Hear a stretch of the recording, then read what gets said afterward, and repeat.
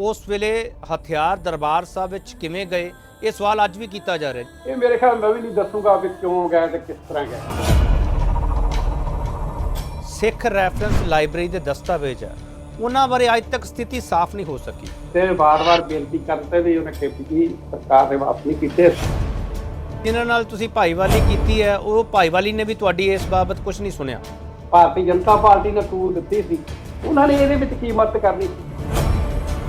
कदे तुसीं सोचिया सीगा कि मैं भी मुख मंत्री होवां सूबे दा? ਮੈਨੂੰ ਆਫਰ ਹੋਈ ਸੀ ਮੁੱਖ ਮੰਤਰੀ ਦੀ ਕੁਰਸੀ ਨੂੰ ਛੇਤਰ ਦੀ ਨੋਕ ਨਾਲ ਠਕਰਾਇਆ ਔਰ ਮੈਂ ਗੱਲ ਕਿ ਸਿਧਾਂਤ ਪਹਿਲਾਂ ਤੇ ਬਾਕੀ ਗੱਲਾਂ ਜਿਹੜੀਆਂ ਬਾਅਦ ਵਿੱਚ ਆ। ਜਿਹੜੇ ਹੱਥ ਖੜੇ ਕਰਕੇ ਬਾਹਰ ਆਏ ਸੀਗੇ ਕੁਝ ਆਗੂ, ਉਹਨਾਂ ਦਾ ਸੱਚ ਕੀ ਹੈ? ਜਿਹੜੇ ਉਦੋਂ ਜੰਮੇ ਵੀ ਨਹੀਂ ਸੀ ਉਹ ਵੀ ਗੱਲਾਂ ਕਰਦੇ ਆ। ਬਾਈ ਖੜੀਆਂ ਕੀਤੀਆਂ ਦੇ ਪਰੇ ਸੰਤ ਹਰਚਲ ਸਿੰਘ ਲੌਂਗੋਵਾਲ ਨੇ, ਦਮਦਮੀ ਟਕਸਾਲ ਦੇ ਇੱਕ ਵੀ ਸਿੰਘ ਨੇ ਬਾਂਹ ਖੜੀ ਨਹੀਂ ਕੀਤੀ ਔਰ ਲਾਸਟ ਤੱਕ ਲੜਦੇ ਰਹੇ ਜਿੰਨਾ ਚਿਰ ਉਹਨਾਂ ਤੇ ਦਮ।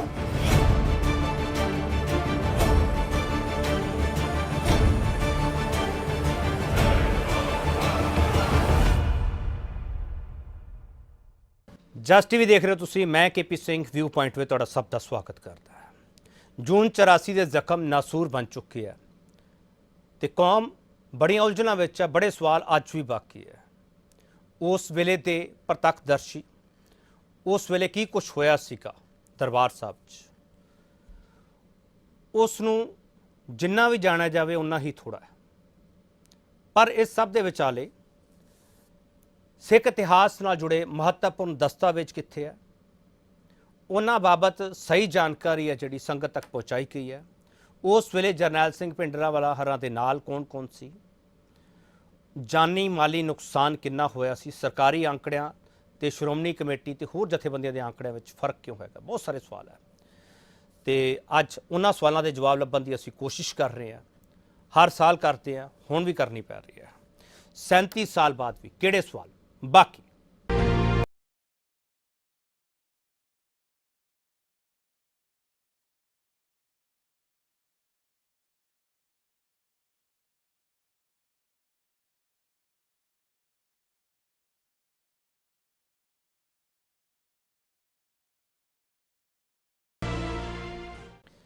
ते अज साडे नाल खास मेहमान ने मनजीत सिंह जी, जरनैल सिंह भिंडरांवाला हरां दे नाल अमरीक सिंह हमेशा रहे है ते उन्हां दे ये भरा ने संत करतार सिंह दे फरजंद ने ते टकसाल नाल बहुत लंबा रिश्ता इन्हां दा ते मौजूदा SGPC मैंबर ने ते श्रोमणी अकाली दल दे सीनियर वाइस प्रेजिडेंट ने। मनजीत सिंह जी, बहुत स्वागत है सर तुहाडा। थैंक यू जी। वाहिगुरू जी का खालसा, वाहिगुरू जी की फतेह जी। वाहिगुरू जी का खालसा, वाहिगुरू जी की फतेह जी। ਤੁਹਾਡੇ ਕੋਲੇ ਬੜਾ ਇਤਿਹਾਸ ਸਾਂਭਿਆ ਪਿਆ, ਤੁਸੀਂ ਵੀ ਉਹਨਾਂ ਦਿਨਾਂ ਵਿੱਚ ਦਰਬਾਰ ਸਾਹਿਬ ਸੀਗੇ। ਬੜੀ ਦੁਖਤ ਘੜੀ ਹੈ, ਤੁਹਾਨੂੰ ਹਰ ਵਾਰ ਇਹੋ ਜਿਹੇ ਸਵਾਲ ਕੀਤੇ ਜਾਂਦੇ ਆ, ਪਰ ਇਹ ਕਰਨੇ ਪੈਣੇ ਆ ਜੋ ਤਿੱਕਰ ਸੰਗਤ ਨੂੰ ਸਹੀ ਜਾਣਕਾਰੀਆਂ ਨਹੀਂ ਮਿਲ ਪਾਉਂਦੀਆਂ। ਮਨਜੀਤ ਸਿੰਘ ਜੀ, ਉਦੋਂ ਕੀ ਕੁਝ ਹੋਇਆ ਸੀਗਾ ਜੋ ਤੁਸੀਂ ਅੰਦਰ ਸੀ, ਜੇ ਬਰੀਫ ਵਿੱਚ ਦੱਸ ਸਕੋ? देखो कहानी तो बहुत लंबी है, जिन्हों आप डिटेल च दसन लगे तो बहुत लंबा टाइम चाहिए जी, लेकिन मैं ये गल कहनी चाहना है कि सरकार, सेंटर सरकार ते श्रोमणी अकाली दल, दमदमी टकसाल ते आल इंडिया सिख स्टूडेंट फैडरेशन का कलैश जिहड़ा दिनों दिन वध रहा सी। श्रोमणी अकाली दल ने धर्मजोत मोर्चा लाया सी, जिहदे विच राजां नूं वध अधिकार देण दी गल सी। संत जरनैल सिंह जी ने जिहड़ा मोर्चा पहला शुरू किया 19 जुलाई 1982 ਨੂੰ, ਉਹ ਕੇਵਲ ਤੇ ਕੇਵਲ 3 ਮੰਗਾਂ ਸੀ। ਜਦੋਂ ਸੰਤ ਆਪਣੇ ਭਾਈ ਸਾਹਿਬ ਭਾਈ ਅਮਰੀਕ ਸਿੰਘ ਜੀ ਫੜੇ ਗਏ ਤਾਂ ਉਸ ਟਾਈਮ ਤੇ ਸੰਤ ਬਾਬਾ ਜਰਨੈਲ ਸਿੰਘ ਜੀ ਨੇ ਅਕਾਲ ਤਖਤ ਸਾਹਿਬ ਤੇ ਆ ਕੇ ਅਰਦਾਸ ਕਰਕੇ ਤੇ ਮੋਰਚਾ ਸ਼ੁਰੂ ਕਰਤਾ ਸੀ ਜੀ। ਤੇ ਮੋਰਚੇ ਦੇ ਵਿੱਚ 3 ਮੰਗਾਂ ਸੀ ਕਿ ਫੜੇ ਹੋਏ ਸਿੰਘਾਂ ਨੂੰ ਰਿਹਾ ਕਰੋ, ਜਿਸ ਚ ਭਾਈ ਅਮਰੀਕ ਸਿੰਘ, ਬਾਬਾ ਥਾਰਾ ਸਿੰਘ ਤੇ ਹੋਰ ਸਿੰਘ ਸਨ। ਕਿ ਜਿਹੜਾ ਤਸ਼ੱਦਦ ਪੁਲਿਸ ਕਰ ਰਹੀ ਸੀ ਉਹ ਤਸ਼ੱਦਦ ਨੌਜਵਾਨਾਂ ਤੇ ਬੰਦ ਕੀਤਾ ਜਾਵੇ ਔਰ ਅੰਮ੍ਰਿਤਸਰ ਸਾਹਿਬ ਨੂੰ ਪਵਿੱਤਰ ਸ਼ਹਿਰ ਦਾ ਦਰਜਾ ਦਿੱਤਾ ਜਾਵੇ ਤੇ ਦਰਬਾਰ ਸਾਹਿਬ ਦਾ ਕੀਰਤਨ ਜਿਹੜਾ ਹੈ ਉਹ 2 ਘੰਟੇ ਜਿਹੜਾ ਹੈ ਉਹ ਰੇਡੀਓ ਦੇ ਉੱਤੇ ਜਿਹੜਾ ਹੈ ਉਹ ਪ੍ਰਸਾਰਿਤ ਕੀਤਾ ਜਾਵੇ ਜੀ। ਔਰ ਉਸ ਤੋਂ ਬਾਅਦ ਜਥੇਦਾਰ ਗੁਰਚਰਨ ਸਿੰਘ ਟੌੜਾ ਆਏ ਉਹਨਾਂ ਨੇ ਕਿਹਾ ਕਿ ਮੋਰਚਾ ਜਿਹੜਾ ਹੈ ਇਹ ਸ਼੍ਰੋਮਣੀ ਅਕਾਲੀ ਦਲ ਜਿਹੜਾ ਹੈ ਇਹਦੇ ਵਿੱਚ ਉਹ ਇੰਡਲਜ ਹੋਣਾ ਚਾਹੁੰਦਾ, ਨਾਲ ਲੱਗਣਾ ਚਾਹੁੰਦਾ ਹੈ, ਔਰ ਇਕੱਲਿਆਂ ਤੋਂ ਮੋਰਚਾ ਚਲਾਉਣਾ ਬਹੁਤ ਮੁਸ਼ਕਲ ਹੁੰਦਾ ਹੈ। ਤਾਂ ਉਸ ਟਾਈਮ ਤੇ ਸ਼੍ਰੋਮਣੀ ਅਕਾਲੀ ਦਲ ਨੇ ਸਲਾਹ ਕਰਕੇ ਵਰਕਿੰਗ ਕਮੇਟੀ ਦੀ ਮੀਟਿੰਗ ਕਰਕੇ ਫੈਸਲਾ ਕੀਤਾ ਕਿ ਇਸ ਮੋਰਚੇ ਨੂੰ ਧਰਮਯੋਧ ਮੋਰਚੇ 'ਚ ਬਦਲਿਆ ਜਾਵੇ। ਤੋਂ 19 ਜੁਲਾਈ 1982 ਨੂੰ ਜਿਹੜਾ ਸ਼ੁਰੂ ਕੀਤਾ ਮੋਰਚਾ ਸੀ ਭਾਈ ਅਮਰੀਕ ਸਿੰਘ ਜੀ ਹੋਣਾ ਦੀ ਗ੍ਰਿਫਤਾਰੀ ਤੋਂ, ਉਹ 4 ਅਗਸਤ ਨੂੰ 1982 ਨੂੰ ਸਰਦਾਰ ਪ੍ਰਕਾਸ਼ ਸਿੰਘ ਬਾਦਲ ਜਿਹੜੇ ਆ ਬਹੁਤ ਵੱਡਾ ਜਥਾ ਲੈ ਕੇ 1200 ਦਾ ਉਹ ਗ੍ਰਿਫਤਾਰ ਹੋਏ। ਪਰ ਉਹਦੇ ਵਿੱਚ ਨਾਲ ਦੀ ਨਾਲ ਮੰਗਾਂ ਹੋਰ ਵੱਧ ਗਈਆਂ, ਜਿਸ ਤਰ੍ਹਾਂ ਵੱਧ ਅਧਿਕਾਰਾਂ ਦੀ ਮੰਗ ਸੀ, ਜਿਸ ਤਰ੍ਹਾਂ ਪੰਜਾਬੀ ਬੋਲਦੇ ਇਲਾਕਿਆਂ ਦੀ ਗੱਲ ਸੀ, ਔਰ ਇਸੇ ਤਰ੍ਹਾਂ ਦਰਿਆਈ ਪਾਣੀਆਂ ਦਾ ਜਿਹੜਾ ਡਿਸਪਿਊਟ ਸੀ, ਜੋ ਰਾਏ ਪੇਰੀਅਨ ਲਾ ਦੇ ਅਨੁਸਾਰ ਜਿਹੜੇ ਆ ਉਹ ਹੱਲ ਹੋਣੇ ਚਾਹੀਦੇ ਆ। ਔਰ ਇਸੇ ਤਰ੍ਹਾਂ ਹੋਰ ਕਾਫੀ ਮੰਗਾਂ, ਚੰਡੀਗੜ੍ਹ ਪੰਜਾਬ ਨੂੰ ਦਿਓ, ਔਰ ਸਿੱਖਾਂ ਦੀ ਜਿਹੜੀ ਆ ਭਰਤੀ ਆ ਮਿਲਟਰੀ ਦੇ ਵਿੱਚ 2% ਦੀ ਬਜਾਏ ਜਿਹੜੀ ਆ ਇਹਨੂੰ 10% ਕੀਤੀ ਜਾਏ, ਇਹੋ ਜਿਹੀਆਂ ਬਹੁਤ ਮੰਗਾਂ ਸਨ ਜੀ। ਲੇਕਿਨ ਉਸ ਆਪਣੇ ਅਨੰਦਪੁਰ ਦੇ ਮਤੇ ਨੂੰ ਹੀ ਜਿਹੜਾ ਗੋਦੀ ਮੀਡੀਆ, ਜਿਹਨੂੰ ਆਪਾਂ ਕਹਿ ਜਾਂਦੇ ਅੱਜ ਵੀ ਕਹਿੰਦੇ ਆ ਵੀ ਗੋਦੀ ਮੀਡੀਆ, ਉਹਨੇ ਇਹਨੂੰ ਖਾਲਿਸਤਾਨ ਦਾ ਮਤਾ ਕਰਕੇ ਜਿਹੜਾ ਸੀ ਉਹ ਦੁਨੀਆ ਦੇ ਸਾਹਮਣੇ ਪੇਸ਼ ਕੀਤਾ, ਜਦੋਂ ਕਿ ਉਹਦੇ ਵਿੱਚ ਖਾਲਿਸਤਾਨ ਦੀ ਕੋਈ ਗੱਲ ਨਹੀਂ ਸੀ। ਸਿੱਖਾਂ ਦੇ ਬੋਲਬਾਲੇ ਦੀ ਗੱਲ ਸੀ ਕਿ ਸਿੱਖਾਂ ਇੱਕ ਇਹੋ ਜਿਹਾ ਦੇਸ਼ ਕਾਲ ਕਰਨਾ ਜਿੱਥੇ ਸਿੱਖਾਂ ਦੇ ਬੋਲਬਾਲੇ ਹੋਣ ਤੇ ਵੱਧ ਅਧਿਕਾਰ ਮਿਲਣ। ਸੋ ਇਹ ਮੋਰਚਾ ਚੱਲਦਾ ਰਿਹਾ। ਸਰਕਾਰ ਬਦਲੀ ਸੀ, ਇੰਦਰਾ ਗਾਂਧੀ ਦੀ ਸਰਕਾਰ ਸੀ। ਸਰਕਾਰ ਨੇ ਮੋਰਚੇ ਨੂੰ ਲਿੰਗਰਾਉਣ ਕਰਤਾ, ਲੰਬਾ ਕਰਤਾ, ਔਰ ਮੰਗਾਂ ਜਿਹੜੀਆਂ ਸਿੰਸੈਰਿਟੀ ਦਾ ਨਾਂ ਸੁਣੀਆਂ। ਤੇ ਅਖੀਰ ਤੇ ਸ਼੍ਰੋਮਣੀ ਅਕਾਲੀ ਦਲ ਜਿਹੜਾ ਸੀ ਉਹ ਵਾਰ-ਵਾਰ ਸੈਂਟਰ ਨੂੰ ਕਹਿੰਦਾ ਰਿਹਾ ਸਾਡੀਆਂ ਮੰਗਾਂ ਮੰਨੋ, ਸਾਡੀਆਂ ਮੰਗਾਂ ਮੰਨੋ, ਲੇਕਿਨ ਨਹੀਂ ਮੰਨੀਆਂ ਗਈਆਂ। ਜਿਸ ਤਰ੍ਹਾਂ ਅੱਜ ਵੀ ਕਿਸਾਨ ਜਿਹੜੇ ਆ ਉਹ ਕਹਿ ਰਹੇ ਆ ਉੱਥੇ ਜਾ ਕੇ ਕਿ ਸਾਡੀਆਂ ਮੰਗਾਂ ਮੰਨੋ, ਸਾਡੀਆਂ ਮੰਗਾਂ ਜਾਇਜ਼ ਨੇ, 3 ਕਾਨੂੰਨ ਵਾਪਸ ਕਰੋ। ਲੇਕਿਨ ਸਰਕਾਰ ਦੀ ਬਦਨੀਤੀ ਹੈ ਕਿ ਉਸ ਗੱਲ ਨੂੰ ਲੰਬਾ ਲਿੰਗਰਾਉਣ ਕਰੀ ਜਾਂਦੇ, ਲਿੰਗਰਾਉਣ ਕਰੀ ਜਾਂਦੇ। ਜਦੋਂ ਕੋਈ ਸੰਘਰਸ਼ ਲੰਬਾ ਹੋ ਜਾਂਦਾ ਉਹਦੇ ਵਿੱਚ ਫਿਰ ਹਥਿਆਰਬੰਦ ਜਿਹੜਾ ਲੋਕ ਹੈ ਉਹਦੇ ਚ ਇਕੱਠੇ ਹੋ ਜਾਂਦੇ ਆ। ਤੋਂ ਬਦੋ-ਬਦੀ, ਕਿਉਂਕਿ ਜਦੋਂ ਕੋਈ ਚੀਜ਼ ਲੰਬੀ ਹੁੰਦੀ ਉਹਦੀ ਸਰਕਾਰ ਦੀ ਮੈਂ ਸਮਝਦਾ ਕਿ ਬਹੁਤ ਵੱਡੀ ਜਿਹੜੀ ਆ ਉਹਦੇ ਚ ਭੁੱਲ ਹੁੰਦੀ ਆ। ਜਿਹੜੀਆਂ ਕੋਈ ਵੀ ਮੰਗਾਂ ਹੁੰਦੀਆਂ ਉਹਨਾਂ ਮੰਗਾਂ ਨੂੰ ਲੈ ਕੇ ਜਿਹੜਾ ਸੰਘਰਸ਼ ਚੱਲਦਾ ਹੁੰਦਾ ਉਹਨੂੰ ਜ਼ਰੂਰ ਸੌਟ ਆਊਟ ਕਰਨਾ ਚਾਹੀਦਾ। ਮੈਂ ਨਹੀਂ ਕਹਿੰਦਾ ਵੀ 100 ਦਾ 100% ਹੁੰਦੀਆਂ, ਪਰ ਕੁਛ ਨਾ ਕੁਛ ਮਸਲੇ ਤਾਂ ਹੱਲ ਹੁੰਦੇ ਜੀ। ਮਨਜੀਤ ਸਿੰਘ ਜੀ, ਮੰਗਾਂ ਤਾਂ ਅੱਜ ਵੀ ਅਧੂਰੀਆਂ ਪਈਆਂ। ਸਵਾਲ ਇਹ ਹੈਗੇ ਆ ਕਿ ਉਸ ਵੇਲੇ ਹਥਿਆਰ ਦਰਬਾਰ ਸਾਹਿਬ ਵਿੱਚ ਕਿਵੇਂ ਗਏ, ਇਹ ਸਵਾਲ ਅੱਜ ਵੀ ਕੀਤਾ ਜਾ ਰਿਹਾ ਜੀ। ਇਹ ਸਵਾਲ ਕਿਉਂ ਖੜਾ ਹੋ ਰਿਹਾ? ਇਹ ਮੇਰੇ ਖਿਆਲ ਜਿਹੜਾ ਵਿਚਾਰ ਆ ਜਾਂ ਜਿਹੜਾ ਜਵਾਬ ਇਹਦਾ, ਇਹ ਮੇਰੇ ਖਿਆਲ ਮੈਂ ਵੀ ਨਹੀਂ ਦੱਸੂਗਾ ਵੀ ਕਿਉਂ ਗਏ ਤੇ ਕਿਸ ਤਰ੍ਹਾਂ ਗਏ। ਇਹ ਗੁਰੂ ਦਸਵੇਂ ਪਾਤਸ਼ਾਹ ਨੇ ਕਿਹਾ ਹੈ ਕਿ ਚੂੰਕਾਰ ਅਗਾ ਮਹੀਤ ਤੇ ਦਰਗਜਸ਼ਤ ਹਲਾਲ ਅਸਤ ਬੁਰਦਨ ਬਾਦ ਸ਼ਮਸ਼ੀਰ ਦਸ। ਜਦੋਂ ਗੱਲ ਸਾਰਿਆਂ ਹਿੱਲਿਆਂ ਤੋਂ ਲੱਗ ਜਾਂਦੀ ਹੈ ਉਦੋਂ ਹੱਕ ਹੈ ਕਿ ਆਪਣੇ ਹੱਕ ਲੈਣ ਵਾਸਤੇ ਹੱਥ ਵਿੱਚ ਜਿਹੜੀ ਆ ਤਲਵਾਰ ਜਿਹੜੀ ਆ ਪਕੜੀ ਜਾਵੇ। ਔਰ ਜਦੋਂ ਵੀ ਕੋਈ ਸੰਘਰਸ਼ ਚੱਲਦਾ, ਜਦੋਂ ਵੀ ਕੋਈ ਸ਼ਾਂਤਮਈ ਮੋਰਚੇ ਚੱਲਦੇ ਆ, ਜਦੋਂ ਸਰਕਾਰਾਂ ਉਹਦਾ ਕੋਈ ਨਹੀਂ ਹੱਲ ਲੱਭਦੀਆਂ ਤਾਂ ਉਸ ਟਾਈਮ ਤੇ ਨੌਜਵਾਨ ਜਜ਼ਬਾਤੀ ਹੋ ਕੇ ਹਥਿਆਰ ਫੜਨੇ ਉਹਨਾਂ ਦੇ ਜਿਹੜੇ ਆ ਮੈਂ ਸਮਝਦਾ ਹੈ ਕਿ ਉਹ ਮਗਰੋਂ ਜਾਇਜ਼ ਹੋ ਜਾਂਦੇ। ਅਮਰੀਕ ਸਿੰਘ ਹਰੀ ਤੁਹਾਡੇ ਨਾਲ ਕੋਈ ਗੱਲਬਾਤ ਕਰਦੇ ਸੀ, ਦੱਸਦੇ ਸੀਗੇ? ਭਾਈ ਅਮਰੀਕ ਸਿੰਘ ਜੀ ਆਲ ਇੰਡੀਆ ਸਿੱਖ ਸਟੂਡੈਂਟ ਫੈਡਰੇਸ਼ਨ ਦੇ ਪ੍ਰਧਾਨ ਸਨ, ਔਰ ਸੰਤ ਜਰਨੈਲ ਸਿੰਘ ਖਾਲਸਾ ਪਿੰਡਰਾਲੇ ਦਮਦਮੀ ਟਕਸਾਲ ਦੇ ਮੁਖੀ ਸੀ। ਦੋਵਾਂ ਦੀ ਜੋੜੀ ਜਿਹੜੀ ਹੈ ਉਹਨਾਂ ਪੰਜਾਬ ਦੇ ਵਿੱਚ ਇੱਕ ਐਸਾ ਜਜ਼ਬਾਤ ਖੜਾ ਕਰ ਦਿੱਤਾ ਸੀ ਕਿ ਸਿੱਖ ਨੌਜਵਾਨ ਰਾੜਾ ਤੇ ਕੇਸ ਰੱਖਣੇ ਆਪਣਾ ਜਿਹੜਾ ਹੈ ਉਹ ਫਖਰ ਮਹਿਸੂਸ ਕਰਨ ਲੱਗ ਪਏ। ਔਰ ਯੂਥ ਜਿਹੜਾ ਹੈ ਉਹ ਸਾਰਾ ਜਿਹੜਾ ਸੀ ਉਹ ਸੰਤ ਬਾਬਾ ਜਰਨੈਲ ਸਿੰਘ ਦੇ ਤੇ ਭਾਈ ਅਮਰੀਕ ਸਿੰਘ ਦੀ ਇੱਕ ਐਸੀ ਮਿਕਨਾਚੀਸੀ ਜਿਹੜੀ ਉਹਨਾਂ ਦਾ ਸ਼ਖਸੀਅਤ ਸੀ ਉਹਦੇ ਲਈ ਖਿੱਚੇ ਗਏ। ਔਰ ਨੌਜਵਾਨ ਜਿਹੜੇ ਸੀ ਉਹ ਪ੍ਰਭਾਵਿਤ ਹੋ ਕੇ ਆਲ ਇੰਡੀਆ ਸਿੱਖ ਸਟੂਡੈਂਟ ਫੈਡਰੇਸ਼ਨ ਵਿੱਚ ਧੜਾ ਧੜ ਜਿਹੜੇ ਸੀ ਉਹ ਸ਼ਾਮਲ ਹੋਣੇ ਸ਼ੁਰੂ ਹੋ ਗਏ। ਇੱਕ ਬਹੁਤ ਵੱਡੀ ਸ਼ਕਤੀ ਫੈਡਰੇਸ਼ਨ ਬਣ ਗਈ, ਇੱਕ ਸਾਲ ਬਹੁਤ ਵੱਡੀ ਸ਼ਕਤੀ ਬਣ ਗਈ ਸੀ। ਤੋ ਮੈਂ ਸਮਝਦਾ ਹਾਂ ਕਿ ਸਰਕਾਰ ਨੂੰ ਉਸ ਟਾਈਮ ਤੇ ਇਹ ਸਾਰੇ ਮਸਲੇ ਦਾ ਹੱਲ ਜਿਹੜਾ ਉਹ ਲੱਭਣਾ ਚਾਹੀਦਾ ਸੀ। ਸੰਤ ਜਰਨੈਲ ਸਿੰਘ ਵੀ ਹੱਲ ਲੱਭਣਾ ਚਾਹੁੰਦੇ ਸਨ ਔਰ ਭਾਈ ਅਮਰੀਕ ਸਿੰਘ ਵੀ ਹੱਲ ਲੱਭਣਾ ਚਾਹੁੰਦੇ ਸਨ, ਪਰ ਪੰਜਾਬ ਨੂੰ ਔਰ ਕੌਮ ਨੂੰ ਔਰ ਪੰਥ ਦੀਆਂ ਜਿਹੜੀਆਂ ਮੰਗਾਂ ਨੇ ਉਹਨਾਂ ਨੂੰ ਜ਼ਰੂਰ ਮਨਾ ਕੇ ਫਿਰ ਮਸਲੇ ਦਾ ਹੱਲ ਕਰੋ। ਤੁਸੀਂ ਦੱਸ ਸਕਦੇ ਹੋ ਕਿ ਕਿਹੜੀ ਸਿਆਸਤ ਨੇ ਘਾਣ ਕੀਤਾ ਇਹਨਾਂ ਸਾਰੀਆਂ ਮੰਗਾਂ ਦੇ ਵਿਚਾਲੇ? ਕਿਉਂਕਿ ਸਵਾਲ ਜਿੱਥੇ ਕੇਂਦਰ ਦੀ ਸਰਕਾਰ ਤੇ ਉੱਠਦੇ ਆ ਉੱਥੇ ਹੋਰ ਤੁਹਾਡੇ ਪੁਰਾਣੇ ਭਾਈਵਾਲਾਂ ਤੇ ਵੀ ਉੱਠਦੇ ਪਏ ਆ, ਤੁਹਾਡੇ ਵੀ ਕੁਝ ਲੀਡਰ ਦੇ ਸਵਾਲ ਉੱਠਦੇ ਆ। ਉਹ ਸਵਾਲ ਕਿਉਂ ਉੱਠਦੇ ਆ ਮਨਜੀਤ ਸਿੰਘ ਜੀ? ਦੇਖੋ, ਆਪਾਂ ਇਹਦੇ ਵਾਸਤੇ ਕਿਸੇ ਨੂੰ ਵੀ ਬਲੇਮ ਕਰੀ ਜਾਈਏ ਕਿਉਂਕਿ ਵਕਤ ਲੰਘ ਗਿਆ। ਔਰ ਮੈਂ ਤਾਂ ਸੈਂਟਰ ਸਰਕਾਰ ਨੂੰ ਬਲੇਮ ਕਰੂੰਗਾ ਇਹਦੇ ਤੇ ਕਿ ਸੈਂਟਰ ਨੇ ਤੇ ਪੰਜਾਬ ਗੌਰਮੈਂਟ ਨੇ ਸਿੰਸੀਅਰਲੀ ਮੰਗਾਂ ਜਿਹੜੀਆਂ ਉਹ ਨਹੀਂ ਮੰਨੀਆਂ। ਔਰ ਜਦੋਂ ਮੰਗਾਂ ਨਾ ਮੰਨੀਆਂ ਜਾਣ, ਲੰਬਾ ਹੋ ਜਾਏ ਸੰਘਰਸ਼, ਉਹਦੇ ਵਿੱਚ ਅਖੀਰ ਤੇ ਜਿਹੜੇ ਹਥਿਆਰਬੰਦ ਲੋਕ ਨੇ, ਜਿਹੜੇ ਜਜ਼ਬਾਤੀ ਲੋਕ ਨੇ, ਉਹ ਫਿਰ ਆ ਜਾਂਦੇ ਆ ਤੇ ਉਹ ਜਿਹੜਾ ਮੋਰਚਾ ਚੱਲਦਾ ਹੁੰਦਾ ਉਹਦੀ ਡਾਇਰੈਕਸ਼ਨ ਜਿਹੜੀ ਆ ਉਹ ਦੂਸਰੇ ਪਾਸੇ ਨੂੰ ਚਲੀ ਜਾਂਦੀ ਹੈ। ਥੋੜਾ ਬ੍ਰੇਕ ਲੈਣੇ ਆ, ਬ੍ਰੇਕ ਤੋਂ ਵਾਪਸ ਆਵਾਂਗੇ। ਮਨਜੀਤ ਸਿੰਘ ਹਰਾਂ ਤੋਂ ਬਹੁਤ ਸਵਾਲ ਲੈਣੇ ਬਣਦੇ ਆ, ਪਰ ਮਨਜੀਤ ਸਿੰਘ ਹਰੀ ਕਿੰਨੇ ਸਵਾਲਾਂ ਦੇ ਜਵਾਬ ਦਿੰਦੇ ਆ ਤੁਹਾਡੇ ਸਾਹਮਣੇ ਆ। ਵਾਪਸ ਫਿਰ ਆਵਾਂਗੇ।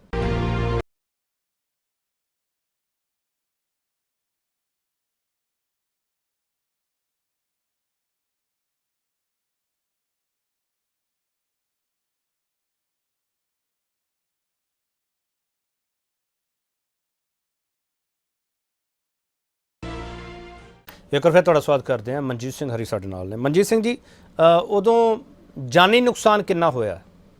ਕਿਉਂਕਿ ਅੰਕੜੇ ਵੱਖ-ਵੱਖ ਹੈ, ਸਰਕਾਰੀ ਅੰਕੜੇ ਕੁਝ ਹੋਰ ਕਹਿੰਦੇ ਆ, ਜਿਹੜੇ ਤੁਹਾਡੇ ਵਰਗੇ ਲੋਕ ਆ ਕੁਝ ਹੋਰ ਦੱਸਦੇ ਪਏ ਆ, ਸ਼੍ਰੋਮਣੀ ਕਮੇਟੀ ਦਾ ਅੰਕੜਾ ਕੀ ਕਹਿੰਦਾ? ਬਹੁਤ ਸਾਰੇ ਸਵਾਲ ਆ ਲੋਕਾਂ ਦੇ ਜ਼ਿਹਨ ਦੇ ਵਿੱਚ, ਹਜੇ ਤੱਕ ਤਸਵੀਰ ਸਾਫ਼ ਨਹੀਂ ਹੋਈ 37 ਸਾਲਾਂ ਬਾਅਦ।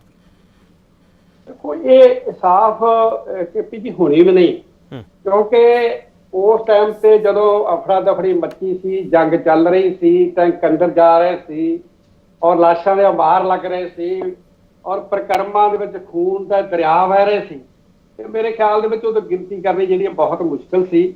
ਔਰ ਗੁਰੂ ਅਰਜਨ ਦੇਵ ਪਾਤਸ਼ਾਹ ਜੀ ਦਾ ਜਿਹੜਾ 3 ਤਰੀਕ ਨੂੰ ਦਿਨ ਸੀ, ਉਹਨੂੰ ਮਨਾਉਣ ਵਾਸਤੇ ਹਜ਼ਾਰਾਂ ਦੀ ਗਿਣਤੀ ਦੀ ਸੰਗਤ ਉੱਥੇ ਆਈ ਸੀ। ਤੋਂ ਉਸ ਗੱਲ ਨੂੰ ਵੀ ਸਰਕਾਰ ਨੇ ਨਹੀਂ ਵੇਖਿਆ ਔਰ 3 ਤਰੀਕ ਨੂੰ ਪੰਜਾਬ ਨੂੰ ਮਿਲਟਰੀ ਦੇ ਹਵਾਲੇ ਕਰਤਾ, 4 ਤਰੀਕ ਨੂੰ ਹਮਲਾ ਕਰ ਦਿੱਤਾ ਔਰ ਕਿਸੇ ਵੀ ਲੋਕਾਂ ਨੂੰ ਜਿਹੜੀ ਸੰਗਤ ਆਈ ਸੀ, ਬੀਬੀਆਂ ਆਈਆਂ ਸੀ, ਬੱਚੇ ਆਏ ਸੀ, ਬਜ਼ੁਰਗ ਆਏ ਸੀ, ਉਹਨਾਂ ਨੂੰ ਬਾਹਰ ਜਾਣ ਦਾ ਮੌਕਾ ਵੀ ਨਹੀਂ ਦਿੱਤਾ ਗਿਆ ਔਰ ਉੱਥੇ ਹਜ਼ਾਰਾਂ ਦੀ ਗਿਣਤੀ ਵਿੱਚ ਜਿਹੜੇ ਬੀਬੀਆਂ, ਬੱਚੇ, ਬਜ਼ੁਰਗ ਜਿਹੜੇ ਸੀ ਉਹ ਸ਼ਹੀਦ ਹੋ ਗਏ। ਨਾਲ ਜਿਹੜੇ ਲੜਾਈ ਲੜ ਰਹੇ ਸੀ ਨੌਜਵਾਨ, ਮੈਂ ਸਮਝਦਾ ਉਹ ਸਾਰਾ 150 ਦਾ ਜਥਾ ਹੀ ਹੋਊਗਾ ਜਿਹਨੇ ਹਿੰਦੁਸਤਾਨ ਦੀ ਫੌਜ ਨੂੰ ਵਕਤ ਪਾਇਆ ਸੀ, ਜਿੱਥੇ ਜਲ ਸੈਨਾ ਵੀ ਆ ਗਈ, ਥਲ ਸੈਨਾ ਵੀ ਆ ਗਈ ਔਰ ਕਮਾਂਡੋ ਵੀ ਆ ਗਏ, ਸਾਰੇ ਆ ਗਏ। ਤਾਂ ਮੈਂ ਸਮਝਦਾ ਹਾਂ ਕਿ ਇਹ ਇੱਕ ਅਸਾਮੀ ਲੜਾਈ ਸੀ, ਜਿਸ ਤਰ੍ਹਾਂ ਚਮਕੌਰ ਦੀ ਗੜੀ ਦੀ ਅਸਾਮੀ ਲੜਾਈ ਸੀ ਨਾ, ਇਸੇ ਤਰ੍ਹਾਂ ਹਿੰਦੁਸਤਾਨ ਦੀ ਸਰਕਾਰ ਨੇ ਤੋਪਾਂ ਤੇ ਟੈਂਕਾਂ ਦਾ ਮੂੰਹ ਜਿਹੜਾ ਹੈ ਉਹ ਅਕਾਲ ਤਖਤ ਸਾਹਿਬ ਵੱਲੇ ਕਰ ਦਿੱਤਾ। ਸੋ ਇਸੇ 'ਚ ਗਿਣਤੀ ਦੱਸਣੀ ਮੇਰੇ ਖਿਆਲ ਦੇ ਵਿੱਚ ਕੋਈ ਕਰੈਕਟ ਗਿਣਤੀ ਕੋਈ ਦੱਸ ਨਹੀਂ ਸਕਦਾ। ਸ਼੍ਰੋਮਣੀ ਕਮੇਟੀ ਨੇ ਆਪਦੇ ਪੱਧਰ ਤੇ ਜਿਹੜੀਆਂ ਕੋਸ਼ਿਸ਼ਾਂ ਕੀਤੀਆਂ, ਉਹਦੇ ਵਿੱਚ ਸ਼੍ਰੋਮਣੀ ਕਮੇਟੀ ਇਹ ਮੰਨਦੀ ਹੈ ਕਿ ਨਾਕਾਮਯਾਬ ਹੋਏ ਉਹ ਇਹ ਅੰਕੜਾ ਇਕੱਠਾ ਕਰਨ ਦੇ ਵਿੱਚ? ਨਹੀਂ, ਇਹ ਨਹੀਂ ਗੱਲ ਹੈਗੀ। ਦੇਖੋ, ਜਦੋਂ ਕੋਈ ਯੁੱਧ ਚੱਲਦਾ ਹੈ ਨਾ, ਜਦੋਂ ਵੀ ਕੋਈ ਲੜਾਈ ਚੱਲਦੀ ਹੈ, ਉਹਦੇ ਵਿੱਚ ਇਹ ਤਾਂ ਪਤਾ ਹੀ ਨਹੀਂ ਕਿ ਵੀ ਦਰਬਾਰ ਸਾਹਿਬ ਦੇ ਵਿੱਚ ਕਿੰਨੇ ਹਜ਼ਾਰ ਲੋਕ ਆਏ ਔਰ ਕਿੰਨੇ ਸ਼ਹੀਦ ਹੋ ਗਏ ਔਰ ਇਹਦਾ ਅੰਕੜਾ ਸ਼੍ਰੋਮਣੀ ਕਮੇਟੀ ਫੇਲ ਨਹੀਂ ਹੋਈ। ਸ਼੍ਰੋਮਣੀ ਕਮੇਟੀ ਦੇ ਜਿੰਨੇ ਇੱਕ ਡਾਟੇ ਕਲੈਕਟ ਕੀਤਾ, ਮੈਂ ਸਮਝਦਾ ਕਿ ਬਹੁਤ ਵੱਡਾ ਉਹਨਾਂ ਸ਼ਲਾਘਾਯੋਗ ਕੰਮ ਕੀਤਾ, ਲੇਕਿਨ ਇਹ ਕਰੈਕਟ ਕੋਈ ਵੀ ਜਿਹੜਾ ਡਾਟਾ ਇਹ ਨਹੀਂ ਦੱਸ ਸਕਦਾ ਵੀ ਕਿੰਨੇ ਮਿਲਟਰੀ ਦੇ ਜਿਹੜੇ ਸੀ ਜਵਾਨ ਸ਼ਹੀਦ ਹੋਏ ਤੇ ਕਿੰਨੇ ਖਾੜਕੂ ਨੌਜਵਾਨ ਸੀ ਉਹ ਸ਼ਹੀਦ ਹੋਏ ਤੇ ਕਿੰਨੀ ਆਮ ਸੰਗਤ ਸ਼ਹੀਦ ਹੋਈ। ਇਹ ਲੇਖਾ ਚੋਖਾ ਕਰਨਾ ਜਿਹੜਾ ਮੈਂ ਸਮਝਦਾ ਬਹੁਤ ਔਖਾ ਹੈ। ਸਰ, ਇੱਕ ਸਵਾਲ ਹੋਰ ਸੀਗਾ ਕਿ ਜਿਸ ਤਰੀਕੇ ਨਾਲ ਇਹ ਸਭ ਕੁਝ ਵਾਪਰਿਆ, ਪੂਰਾ ਘਟਨਾਕ੍ਰਮ ਹੋਇਆ, ਉਸ ਸਭ ਦੇ ਵਿਚਾਲੇ ਸਿੱਖ ਰੈਫਰੈਂਸ ਲਾਇਬ੍ਰੇਰੀ ਦੇ ਦਸਤਾਵੇਜ਼ ਹੈ, ਉਹਨਾਂ ਬਾਰੇ ਅੱਜ ਤੱਕ ਸਥਿਤੀ ਸਾਫ਼ ਨਹੀਂ ਹੋ ਸਕੀ। ਸ਼੍ਰੋਮਣੀ ਕਮੇਟੀ ਤੇ ਸ਼੍ਰੋਮਣੀ ਅਕਾਲੀ ਦਲ ਇਸ ਬਾਬਤ ਕੇਂਦਰ ਸਰਕਾਰਾਂ ਤੱਕ ਅਪਰੋਚ ਕਰਦਾ ਰਿਹਾ ਤੇ ਹੁਣ ਤੱਕ ਤੁਸੀਂ ਵੀ ਨਹੀਂ ਦੱਸਿਆ ਵੀ ਕਿਹੜੇ ਦਸਤਾਵੇਜ਼ ਮਿਲੇ ਆ ਤੁਹਾਨੂੰ ਵਾਪਸ। ਜੇ ਜਾਣਕਾਰੀ ਹੈ ਤਾਂ ਕਿਰਪਾ ਕਰਕੇ ਉਹ ਵੀ ਦੱਸ ਦਿਓ ਮਨਜੀਤ ਸਿੰਘ ਜੀ। ਮੈਂ ਬੇਨਤੀ ਕਰਨੀ ਚਾਹੁੰਦਾ ਹਾਂ ਕਿ ਸਭ ਤੋਂ ਪਹਿਲਾਂ ਤਾਂ ਜਿਹੜਾ ਲਾਇਬ੍ਰੇਰੀ ਸੀ ਉਹਨੂੰ ਅੱਗ ਲਾ ਕੇ ਫੂਕ ਦਿੱਤਾ ਸੀ ਹਿੰਦੁਸਤਾਨ ਦੀ ਮਿਲਟਰੀ ਨੇ। ਉਹਨਾਂ ਨੂੰ ਨਹੀਂ ਪਤਾ ਕਿ ਕਿੱਡਾ ਇਹ ਮੁਲਕ ਖਜ਼ਾਨਾ ਜਿਹੜਾ ਇੱਥੇ ਪਿਆ ਹੈ ਔਰ ਜਿਹੜਾ ਰਹਿ ਗਿਆ ਸੀ ਉਹ CBI ਜਾਂ IB ਵਾਲੇ ਜਿਹੜੇ ਮਿਲਟਰੀ ਵਾਲੇ ਚੱਕ ਕੇ ਲੈ ਗਏ ਸੀ ਤੇ ਵਾਰ-ਵਾਰ ਸ਼੍ਰੋਮਣੀ ਕਮੇਟੀ ਦੇ ਬੇਨਤੀ ਕਰਨ ਤੇ ਵਾਰ-ਵਾਰ ਸ਼੍ਰੋਮਣੀ ਅਕਾਲੀ ਦਲ ਦੇ ਕਹਿਣ ਤੇ ਵੀ ਉਹ ਦਸਤਾਵੇਜ਼ ਜਿਹੜੇ ਆ ਉਹ ਹੂਬਹੂ ਜਿਹੜੇ ਰਹਿ ਗਏ ਸੀ ਉਹ ਮੋੜੇ ਨਹੀਂ ਗਏ। ਸੋ ਇਸ ਕਰਕੇ ਇਹ ਕੁਝ ਤਾਂ ਸੜ ਗਏ, ਸਾੜ ਕੇ ਸਵਾਹ ਕਰਤੇ ਇਹਨਾਂ ਮਿਲਟਰੀ ਨੇ। ਕੁਝ ਜਿਹੜੇ ਇਹ ਚੱਕ ਕੇ ਲੈ ਗਏ, ਜਿਹੜੇ ਵਾਪਸ ਨਹੀਂ ਉਹਨਾਂ ਨੇ ਦਿੱਤੇ, ਵਾਰ-ਵਾਰ ਬੇਨਤੀ ਕਰਨ ਤੇ ਵੀ ਉਹਨੇ KP ਜੀ ਸਰਕਾਰ ਨੇ ਵਾਪਸ ਨਹੀਂ ਕੀਤੇ। ਇਸ ਕਰਕੇ ਕੋਈ ਕਰੈਕਟ ਜਿਹੜਾ ਦੱਸਣਾ ਇਹਦੇ ਵਾਸਤੇ ਬਹੁਤ ਔਖੀ ਗੱਲ ਹੈ। ਅਸੀਂ ਫਿਰ ਇਹ ਮੰਨ ਕੇ ਚੱਲੀਏ ਜਿਨ੍ਹਾਂ ਨਾਲ ਤੁਸੀਂ ਭਾਈਵਾਲੀ ਕੀਤੀ ਹੈ, ਉਹ ਭਾਈਵਾਲੀ ਨੇ ਵੀ ਤੁਹਾਡੀ ਇਸ ਬਾਬਤ ਕੁਝ ਨਹੀਂ ਸੁਣਿਆ? ਇਹਨਾਂ ਦੇ ਬਾਰੇ ਕਰ ਦੱਸ। BJP ਸਰਕਾਰ ਦੀ ਗੱਲ ਕਰਦਾ ਮੈਂ। BJP ਸਰਕਾਰ ਨਾਲ BJP ਵਾਲੀ ਤਾਂ ਹਮਲਾ ਕਰਾਉਣ ਵਾਲਿਆਂ ਦੇ ਵਿੱਚ ਸੀਗੇ। ਭਾਰਤੀ ਜਨਤਾ ਪਾਰਟੀ ਹਮਲਾ ਕਰਾਉਣ ਵਾਲਿਆਂ ਦੇ ਵਿੱਚ ਸੀ।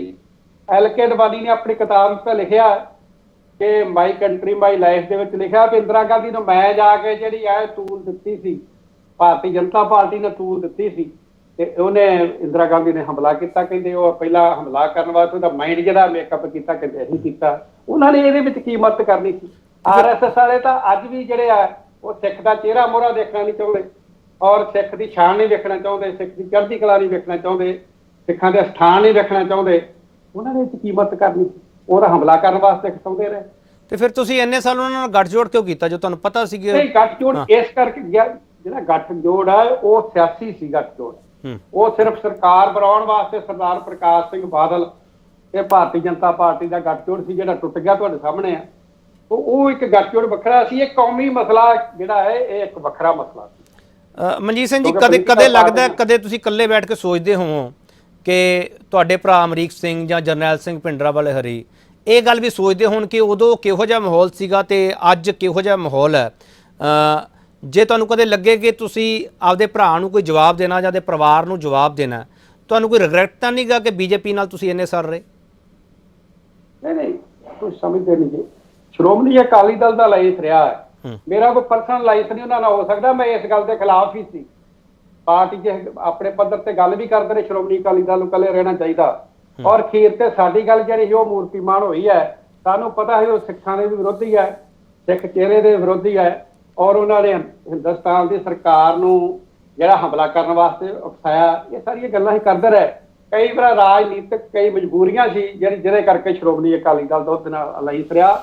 ਇਹਦੇ ਕਰਕੇ ਕੋਈ ਪਰਸਨਲੀ ਤੌਰ ਤੇ ਇਹ ਨਹੀਂ ਗਾ ਕਿ ਮੈਂ ਉਹਦੇ 'ਚ ਜਿਹੜਾ ਉਹਦੇ ਵਾਸਤੇ ਕੋਈ ਦੋਸ਼ੀ ਆ। ਮੈਂ ਉਹਨਾਂ ਦੇ ਅਲਾਈਸ ਦੇ ਨਾਲ ਵੈਸੇ ਵੀ ਸਹਿਮਤ ਨਹੀਂ ਸੀ। ਮੈਂ ਤੁਹਾਨੂੰ ਸੱਚੀ ਗੱਲ, ਤੁਹਾਨੂੰ ਅਫਸੋਸ ਹੁੰਦਾ ਬੀਜੇਪੀ ਨਾਲ ਤੁਰੇ ਤੁਸੀਂ ਇੰਨੇ ਸਾਲ? ਇਹ ਕੋਈ ਅਫਸੋਸ ਨਹੀਂਗਾ, ਕਿਉਂਕਿ ਵੇਖੋ ਉਹ ਇੱਕ ਰਾਜਨੀਤਿਕ ਗਠਬੰਧਨ ਆ ਜਿਹੜਾ ਸ਼੍ਰੋਮਣੀ ਅਕਾਲੀ ਦਲ ਵੱਲੋਂ ਕੀਤਾ ਗਿਆ ਸੀ। ਤੋਂ ਭਾਵੇਂ ਸੈਂਟਰ 'ਚ ਕਾਂਗਰਸ ਸਰਕਾਰ ਹੋਵੇ, ਭਾਵੇਂ ਸੈਂਟਰ 'ਚ ਮੋਦੀ ਸਾਹਿਬ ਦੀ ਸਰਕਾਰ ਆ, ਤੇ ਕੋਈ ਵੀ ਸਰਕਾਰ ਆਵੇ, ਸਿੱਖਾਂ ਨਾਲ ਹਮੇਸ਼ਾ ਉਹਨਾਂ ਨੇ ਮਤਰੇਈ ਮਾਂ ਵਾਲਾ ਸਲੂਕ ਕੀਤਾ।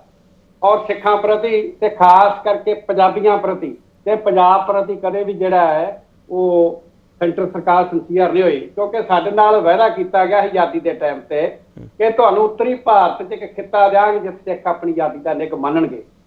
ਔਰ ਜੇ ਦੇਸ਼ ਯਾਦ ਹੋ ਗਿਆ ਤੇ ਨਹਿਰੂ ਤੇ ਗਾਂਧੀ ਨੂੰ ਗੱਲ ਲੀਡਰਾਂ ਨੇ ਯਾਦ ਕਰਾਈ, ਉਹ ਕਹਿੰਦੇ ਵਕਤ ਬਦਲ ਗਿਆ। ਜੇ ਪੰਜਾਬੀ ਸੂਬੇ ਦੀ ਗੱਲ ਆਈ ਤੇ ਪੰਜਾਬੀ ਬੋਲਦੇ ਇਲਾਕੇ ਬਾਹਰ ਕੱਢਤੇ, ਔਰ ਪੰਜਾਬ ਦਾ ਪਾਣੀ ਬਾਹਰ ਦੇਤਾ, ਔਰ ਪੰਜਾਬ ਨਾਲ ਹੋਰ ਆਪਣੇ ਬਹੁਤ ਧੱਕੇ ਹੋਏ। ਮੈਂ ਸਮਝਦਾ ਹਾਂ ਕਿ ਉਸ ਆਜ਼ਾਦੀ ਦੀ ਆਪਣੀ 1947 ਤੋਂ ਬਾਅਦ ਵਾਰ-ਵਾਰ ਸਿੱਖਾਂ ਨਾਲ ਜਿਹੜਾ ਤੇ ਪੰਜਾਬੀਆਂ ਨਾਲ ਧੋਖਾ ਤੇ ਧੱਕਾ ਹੋਇਆ, ਔਰ ਅਜੇ ਤੱਕ ਜਾਰੀ ਹੈ, ਔਰ ਜੰਗ ਵੀ ਜਾਰੀ ਆ। ਮੈਂ ਸਮਝਦਾ ਕਿ ਜਿਹੜਾ ਉਹਦੇ ਸੰਘਰਸ਼ ਆ ਉਹ ਵੀ ਕਿਸੇ ਨਾ ਕਿਸੇ ਰੂਪ ਵਿੱਚ ਜਾਰੀ। ਕਦੇ ਤੁਸੀਂ ਸੋਚਿਆ ਸੀਗਾ ਕਿ ਮੈਂ ਵੀ ਮੁੱਖ ਮੰਤਰੀ ਹੋਵਾਂ ਸੂਬੇ ਦਾ? ਕਦੇ ਤੁਹਾਡੇ ਜ਼ਿਹਨ ਵਿੱਚ ਆਇਆ ਹੋਵੇ? ਨਹੀਂ, ਮੈਨੂੰ ਜਦੋਂ ਜੋਧਪੁਰ ਜੇਲ੍ਹ ਤੋਂ ਦਿੱਲੀ ਲੈ ਕੇ ਗਏ ਸੀ ਗੱਲਬਾਤ ਵਾਸਤੇ, ਜਦੋਂ ਮੈਂ ਫੈਡਰੇਸ਼ਨ ਦਾ ਪ੍ਰਧਾਨ ਸੀ, ਤਾਂ ਉਸ ਟਾਈਮ ਤੇ ਲੜਾਈ ਟਕਸਾਲ ਤੇ ਫੈਡਰੇਸ਼ਨ ਨੇ ਲੜੀ ਸੀ। ਮੇਰੀ 4 ਵਾਰਾਂ ਜਾ ਕੇ ਗੱਲ ਮੇਰੀ ਤੇ ਸਰਦਾਰ ਹਰਮਿੰਦਰ ਸਿੰਘ ਸੰਧੂ ਜਿਹੜੇ ਜਨਰਲ ਸਕੱਤਰ ਸਨ ਸੈਂਟਰ ਨਾਲ ਕਰਾਈ ਸੀ। ਤੇ ਮੈਂ ਰਾਜੀਵ ਗਾਂਧੀ ਦੇ ਅੱਗੇ ਇਹ ਗੱਲ ਰੱਖੀ ਸੀ ਕਿ ਪਹਿਲਾਂ ਤੁਹਾਨੂੰ ਅਕਾਲ ਤਖਤ ਸਾਹਿਬ ਤੇ ਜਾ ਕੇ ਮਾਫੀ ਮੰਗਣੀ ਪਊਗੀ, ਫਿਰ ਆਲ ਇੰਡੀਆ ਸਿੱਖ ਸਟੂਡੈਂਟ ਫੈਡਰੇਸ਼ਨ ਗੱਲ ਕਰੂਗੀ। ਔਰ ਮੈਂ ਉਹਨਾਂ ਨੂੰ ਇਹ ਮਾਫੀ ਮੰਗਣ ਵਾਸਤੇ ਮਨਾ ਲਿਆ ਸੀ। ਔਰ ਦੂਸਰੀ ਗੱਲ ਮੈਂ ਜਿਹੜੀ ਉਹਨਾਂ ਨੇ ਗੱਲ ਕੀਤੀ ਸੀ ਕਿ ਜਿੰਨਾ ਚਿਰ ਉਹ ਮੈਨੂੰ ਕਹਿੰਦੇ ਸੀ ਤੁਸੀਂ ਖਾਲਿਸਤਾਨ ਦੀ ਗੱਲ ਛੱਡੋ। ਮੈਂ ਕਿਹਾ ਖਾਲਿਸਤਾਨ ਤਾਂ ਅਸੀਂ ਫੜਿਆ ਨਹੀਂ ਸੀ, ਤੁਸੀਂ ਸਾਡੇ ਮੂੰਹ 'ਚ ਪਾਉਂਦੇ ਰਹੇ। ਲੇਕਿਨ ਤੁਸੀਂ ਉਹ ਕਹਿੰਦੇ ਵਿਦਨ ਇੰਡੀਆ ਤੁਸੀਂ ਜੋ ਸਾਡੇ ਤੋਂ ਮੰਗਦੇ ਅਸੀਂ ਦੇਣ ਨੂੰ ਤਿਆਰ ਆ। ਮੈਂ ਕਹੀ 370 ਧਾਰਾ ਸਾਨੂੰ ਜੰਮੂ ਕਸ਼ਮੀਰ ਵਾਲੀ ਦੇ ਦਿਓ, ਪਾਣੀ ਦਾ ਮਸਲਾ ਹੱਲ ਕਰ ਦਿਓ, ਔਰ ਪੰਜਾਬੀ ਬੋਲਦਿਆਂ ਇਲਾਕਿਆਂ ਦਾ ਮਸਲਾ ਹੱਲ ਕਰ ਦਿਓ, ਸਾਡੇ ਨੌਜਵਾਨ ਸਾਰੇ ਛੱਡੋ, ਔਰ ਚੰਡੀਗੜ੍ਹ ਪੰਜਾਬ ਨੂੰ ਦੇ ਦਿਓ। ਉਹ ਕਹਿੰਦੇ ਤੁਸੀਂ ਸਾਰੀ ਗੱਲ ਛੱਡ ਦਿਓ, ਤੁਹਾਨੂੰ ਮੁੱਖ ਮੰਤਰੀ ਬਣਾ ਦਿੰਦੇ ਆ। ਮੈਨੂੰ ਆਫਰ ਹੋਈ ਸੀ ਮੁੱਖ ਮੰਤਰੀ ਦੀ, ਲੇਕਿਨ ਮੈਂ ਸਿਧਾਂਤਾਂ ਨੂੰ ਛੱਡ ਕੇ ਮੈਂ ਸੰਤ ਜਰਨੈਲ ਸਿੰਘ ਭਾਈ ਅਮਰੀਕ ਸਿੰਘ ਦੀ ਸ਼ਹੀਦੀ ਤੇ ਇਕੱਠੇ ਅਕਾਲ ਤਖਤ ਸਾਹਿਬ ਤੇ ਮੁੱਖ ਮੰਤਰੀ ਦੀ ਕੁਰਸੀ ਨਹੀਂ ਡਾਉਣਾ ਚਾਹੁੰਦਾ।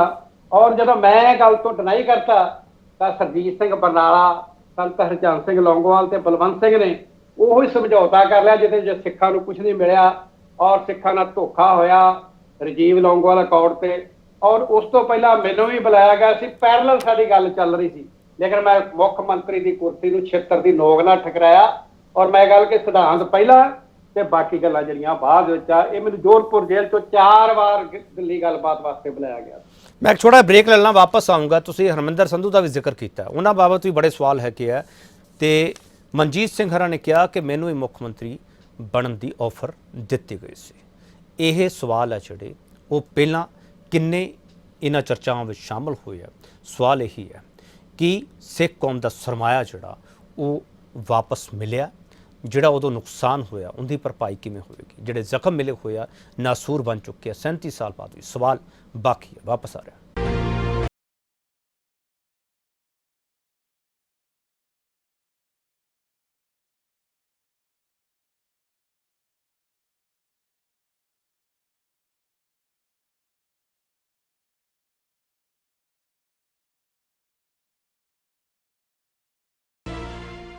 ਇੱਕ ਵਾਰ ਫਿਰ ਤੁਹਾਡਾ ਸਵਾਗਤ ਕਰਦੇ ਹਾਂ। ਮਨਜੀਤ ਸਿੰਘ ਹਰੀ ਸਾਡੇ ਨਾਲ ਮੌਜੂਦ ਨੇ। ਮਨਜੀਤ ਸਿੰਘ ਜੀ, ਤੁਸੀਂ ਹਰਮਿੰਦਰ ਸੰਧੂ ਦਾ ਜ਼ਿਕਰ ਕੀਤਾ।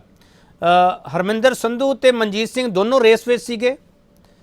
ਤੁਹਾਡੇ ਦੋਨਾਂ ਵਿੱਚ ਕੋਈ ਕੜੱਤਨ ਵੀ ਸੀ, ਕੋਈ ਕਨਫਲਿਕਟ ਹੈਗਾ ਸੀ ਦੋਨਾਂ 'ਚ?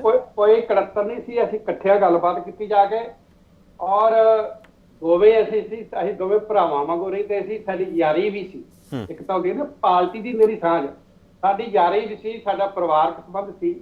ਔਰ ਇਹ ਜਿਹੜੀ ਆਫਰ ਹੋਈ ਸੀ ਇਹ ਆਲ ਇੰਡੀਆ ਸਿੱਖ ਸਟੂਡੈਂਟ ਫੈਡਰੇਸ਼ਨ ਦੇ ਬਤੌਰ ਜਦੋਂ ਮੈਂ ਮੁੱਖ ਸੇਵਾਦਾਰ ਸਾਂ, ਉਹ ਮੈਨੂੰ ਇਸ ਕਰਕੇ ਕੀਤੀ ਗਈ ਸੀ ਕਿ ਮੈਂ ਜਥੇਬੰਦੀ ਦਾ ਮੁਖੀ ਹਾਂ। ਕੋਈ ਕੰਟਰੋਲ ਨਹੀਂ। ਤੁਹਾਨੂੰ ਜੇਲ੍ਹ ਵਿੱਚ ਕੋਈ ਕੇਂਦਰੀ ਮੰਤਰੀ ਮਿਲਣ ਆਇਆ ਸੀ ਕਦੇ?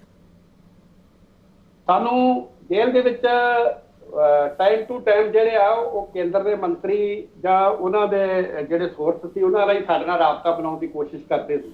ਲੇਕਿਨ ਅਸੀਂ ਹਰ ਵਾਰੀ ਡਿਨਾਈ ਕੀਤਾ ਕਿ ਹਮੇਸ਼ਾ ਹੀ ਦਿੱਲੀ ਨੇ ਸਿੱਖਾਂ ਨਾਲ ਧੋਖਾ ਕੀਤਾ, ਅਸੀਂ ਗੱਲ ਨਹੀਂ ਕਰਨਾ ਚਾਹੁੰਦੇ।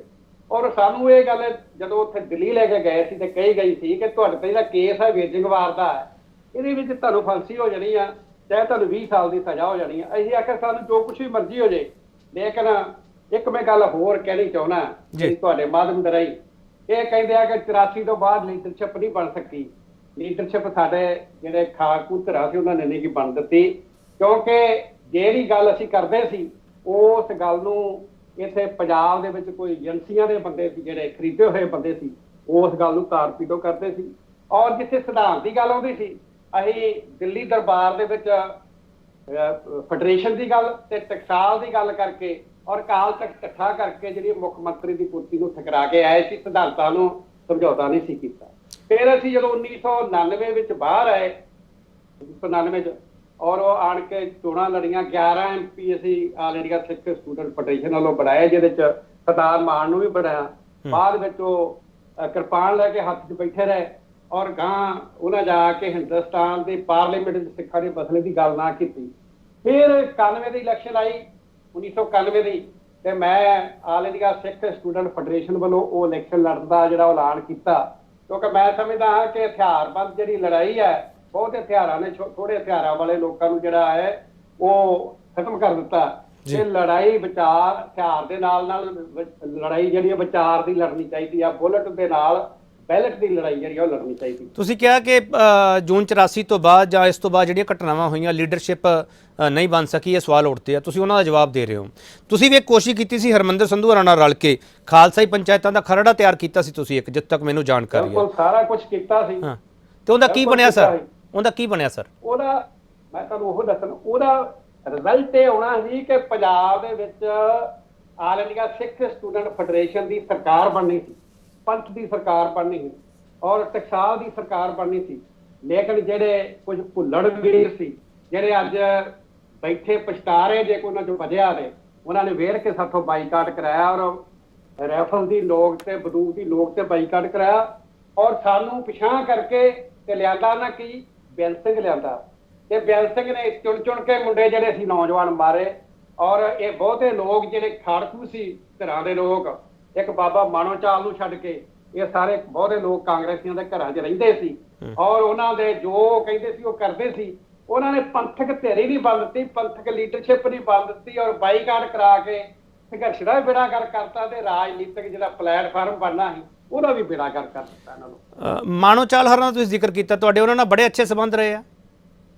ਉਹ ਮੇਰੇ ਪਿਤਾ ਜੀ ਨਾਲ ਦਮਦਮੀ ਟਕਸਾਲ ਵਿੱਚ ਰਹੇ ਸਨ ਔਰ ਕਥਾਵਾਜ ਸਨ ਔਰ ਚੰਗੇ ਬੁਲਾਰੇ ਸਨ ਔਰ ਕਹਾਣੀ ਵੀ ਲਿਖ ਲੈਂਦੇ ਸਨ ਔਰ ਉਹ ਰਾਜਨੀਤਿਕ ਤੌਰ ਤੇ ਬੜੇ ਚੇਤਨ ਸਨ। ਉਹ ਕਹਿੰਦੇ ਜੇ ਬਾਈਕਾਟ ਕਰਤਾ ਤੇ ਸਿੱਖ ਸੰਘਰਸ਼ ਖਤਮ ਹੋ ਜਾਣਾ ਹੈ, ਔਰ ਮੈਂ ਇਸ ਕਰਕੇ ਬਾਈਕਾਟ ਕਰਦੇ ਹੱਕ 'ਚ ਨਹੀਂ ਸੀ।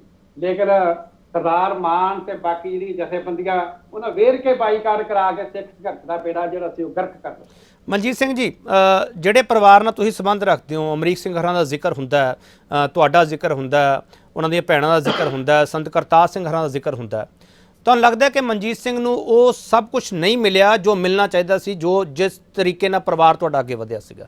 ਅਫਸੋਸ ਹੁੰਦਾ ਕੋਈ? ਹਾਂ, ਜੇ ਮੈਂ ਗਦਾਰੀ ਕਰਦਾ ਮੈਂ ਸਭ ਕੁਝ ਹਾਸਲ ਕਰ ਸਕਦਾ ਹਾਂ। ਹਾਂ, ਮੈਂ ਇੱਕ ਕੌਮ ਨੂੰ ਅੱਜ ਸਾਰੇ ਸਮੁੱਚੇ ਤੌਰ ਤੇ ਪੰਜਾਬ ਨੂੰ ਔਰ ਦੇਸ਼ ਵਾਸੀਆਂ ਨੂੰ, ਖਾਸ ਕਰਕੇ ਸਿੱਖ ਕੌਮ ਨੂੰ ਇਹ ਗੱਲ ਕਲੀਅਰ ਕਰਨਾ ਚਾਹੁੰਦਾ ਕਿ ਜੇ ਮੈਂ ਦਿੱਲੀ ਵਿੱਚ ਗਦਾਰੀ ਕਰ ਜਾਂਦਾ ਜਦੋਂ ਸੰਤ ਹਰਚੰਦ ਸਿੰਘ ਲੌਂਗੋਵਾਲ ਨੇ ਕੀਤੀ ਹੈ, ਜਦੋਂ ਬਲਵੰਤ ਸਿੰਘ ਤੇ ਬਰਨਾਲੇ ਨੇ ਕੀਤੀ ਹੈ, ਔਰ ਉਸ ਟਾਈਮ ਤੇ ਮੇਰੀ ਗੱਲ ਵੀ ਸੰਗਠਨ ਦੇ ਨਾਲ ਚੱਲਦੀ ਸੀ, ਮੇਰੀ ਤੇ ਹਰਮਿੰਦਰ ਸਿੰਘ ਸੰਧੂ ਦੀ।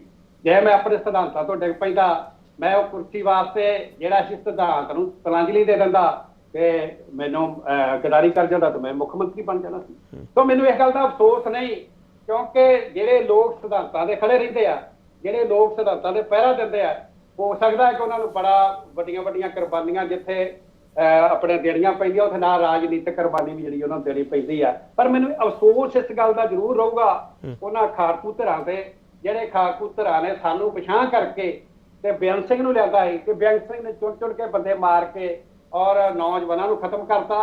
ਕਿ ਇਹਨਾਂ ਨੌਜਵਾਨਾਂ ਜਿਹੜਾ ਫੈਸਲਾ ਕੀਤਾ ਹੈ ਰਾਜਨੀਤਿਕ ਤੌਰ ਤੇ ਸਾਡੇ ਵਰਗਿਆਂ ਨੂੰ ਜਿਹੜਾ ਸੀ ਉਹ ਅਰਸ਼ ਤੋਂ ਫਰਸ਼ ਤੇ ਸੁੱਟ ਦਿੱਤਾ। ਇਹ ਫੈਸਲਾ ਪੰਥਕ ਜਿਹੜੀਆਂ ਜਥੇਬੰਦੀਆਂ, ਜਿਹੜੀ ਖਾੜਕੂ ਜਥੇਬੰਦੀਆਂ ਸੀ, ਉਹਨਾਂ ਨੇ ਬੰਦੂਕ ਦੀ ਨੋਕ ਨਾਲ ਬਾਈਕਾਟ ਕਰਾਇਆ ਹੈ, ਜਦੋਂ ਕਿ ਮੈਂ ਰਾਜਨੀਤਿਕ ਤੌਰ ਤੇ ਇਹ ਸਾਰੇ ਸੰਘਰਸ਼ ਨੂੰ ਜਿਹੜਾ ਹੈ ਇਹ ਲੈ ਜਾਣਾ ਚਾਹੁੰਦਾ।